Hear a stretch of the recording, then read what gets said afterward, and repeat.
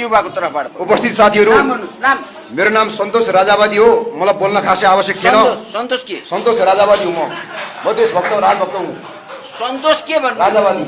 म राजावादी हुँ नामै राजावादी नामै राजावादी है सुन्नुस् हल्ला नगर्नु एकछिन सुन्नुस् जुन आज हामीले भूभाग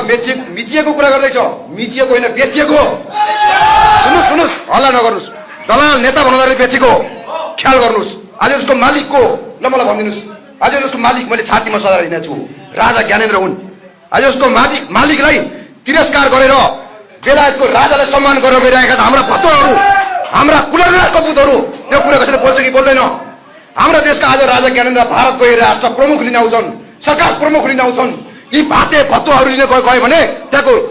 सचिव पनि लिन आउँदैनन् राज्य मन्त्री पनि लिन आउँदैनन् तपाईहरु सीमा मेचेको कुरा गर्नुहुन्छ सुरक्षाकर्मी दाजुहरूको श्रीमती मरिरहेको देख्नुहुन्छ कसैले देखेको छ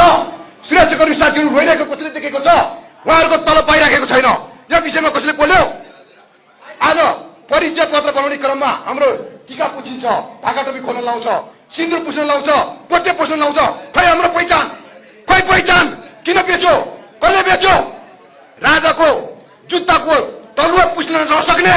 जल्लाद खनालले राजाको विरोध गरिराखेको छ कसले हाम्रो आस्थाप्रति कसले दियो भन्नुहोस् हाम्रो राष्ट्रमाथि आस्था कसले दियो म अहिलेको सरकार प्रचण्ड सरकार भन्न चाहन्छु छाडा नछोड्नु होला सम्हालेर राख्नु होला छाडा नछोड्नु होला जल्लाद खनाल जस्तो व्यक्तिलाई राजा ज्ञानेन्द्र शाह हो ज्ञानेन्द्र शाही होइन ज्ञानबहादुर शाही होइन ख्याल गर्नुहोस् यी कुरा म तपाईसँग टु दी पोइन्ट डिबेट गर्न चाहन्छु कहाँ कति बेला भन्नुहोस् जहाँ जति बेला पनि डिबेट गर्न चाहन्छु मलाई देशको माया छ यति बेला मलाई जन्म दिने बाबामा रोज्यो भने सुन्नुहोस् धैर्य गर्नुहोस् सुन्नुहोस् एक मिनट भने म 1 मिनट सघाउँछु सुन्नुहोस् यति बेला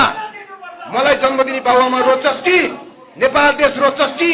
ज्ञानेन्द्र शाह रोज्छस् भने म राजा ज्ञानेन्द्र शाह रोज्छु भन्ने मान्छे हो त्यहीँ गएर हेर्नुहोस् एयरपोर्टमा दिनमा 4000 6000 10000 मान्छे विदेश पलायन भइराखेको छ तपाईको आँखाले कुनै देख्यो ल भन्नुहोस् 72 करोड छको काण्ड खोइ ल भन्नुहोस् हैन त्यस कारणले मैले भन्दै छु यसको बारेमा अहिले कुरा अहिले भन्दै छु विषय एउटा राजा ल्याउनुस् म पोइन्टमा जाँदै छु राजा ल्याउनुस् माइक्रो खोज्नुस् राजा ल्याउनुस् राजाले वार्ता गर्छ सुन्नुस्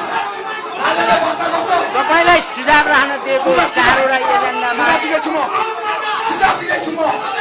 राजालाई राजनीतिमा राख्नुहोस् राजाले वार्ता गर्छन् राजाले जुन निर्णय ल्याउँछन् त्यस्ता तला चुकिया पूर्णले ल्याउँदैनन् राजाको तलुवा पनि पुग्न सक्दैनन् तलुवा जान्ने